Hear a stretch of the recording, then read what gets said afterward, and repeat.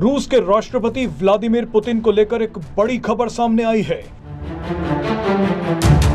Putin लड़ाकू विमानों के साथ ईरान पहुंच सकते हैं। इस खबर ने कई देशों को परेशान कर दिया है, खास तौर पर अमेरिका को।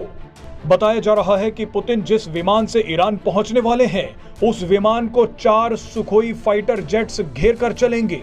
रिपोर्ट्स के मुताबिक पुतिन ने बड़ी संख्या में सुरक्षा गार्डों के साथ ईरानी राष्ट्रपति इब्राहिम रईसी के अंतिम संस्कार में शामिल होने का फैसला किया है।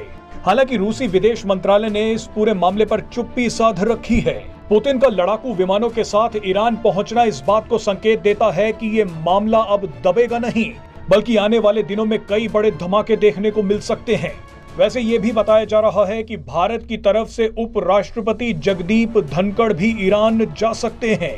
अगर रूस और भारत दोनों ही इब्राहिम रईसी के जनाजे में पहुंचते हैं तो ये अमेरिका के लिए बहुत बड़ा झटका होगा। रूस और भारत दोनों के ही रणनीतिक और व्यापारिक संबंध ईरान पर टिके हैं।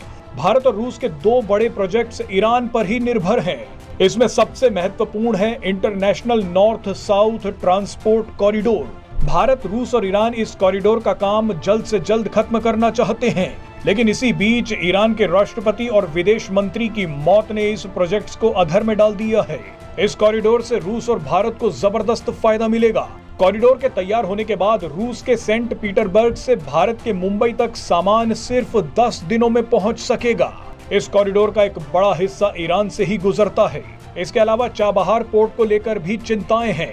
भारत चाबहार के रास्ते सीधा रूस और यूरोप तक पहुंच सकता है। ऐसे में मुश्किल घड़ी में रूस और भारत का ईरान के साथ खड़ा होना बेहद जरूरी है। खाड़ी देशों और अमेरिका पर दबाव बनाने के लिए ईरान रूस के लिए बेहद खास है, तो वहीं पाकिस्तान पर नकेल कसने के लिए भी ईरान भारत की जरूरत है। मुश्किल घड़ी में भारत का ईरान के साथ खड़ा होना इसलिए भी जरूरी है क्योंकि भारत में करोड़ों शिया मुस्लिम रहते हैं। इसके अलावा भारत का ऊर्जा क्षेत्र भी ईरान पर निर्भर करता है।